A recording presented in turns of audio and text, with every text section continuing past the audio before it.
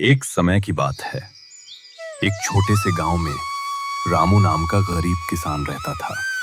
उसका घर मिट्टी का था और छत पर फूस की परतें लगी थीं। उसके पास थोड़ी सी जमीन थी जिस पर वो बड़ी मेहनत से खेती करता था।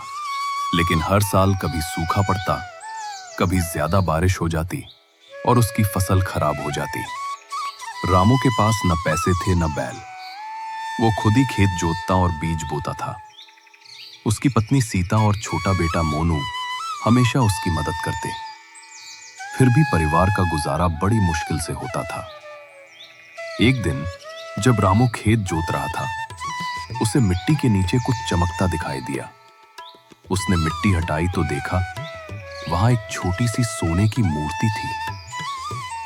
रामू बहुत खुश हुआ, लेकिन फिर सोचा, अगर मैं इसे बेच दूं तो गांव वाले क्या कहेंगे? ये तो भगवान की देन है।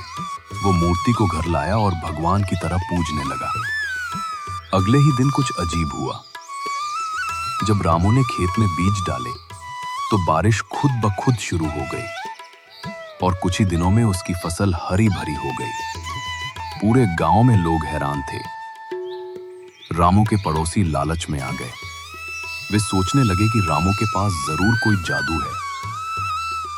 एक रात एक लालची व्यापारी उसके घर आया और बोला, रामू, ये मूर्ति मुझे दे दो, मैं तुम्हें बहुत पैसे दूंगा। लेकिन रामू ने मुस्कुराते हुए कहा, भाई, ये मेरे भगवान की देन है, इसे मैं नहीं बेच सकता। अगले दिन व्यापारी ने चोरी करने की कोशिश की, लेकिन जैसे ही उसने मूर्ति को छुआ, वो मिट्टी का पत्थर बन गया। रामू डर गया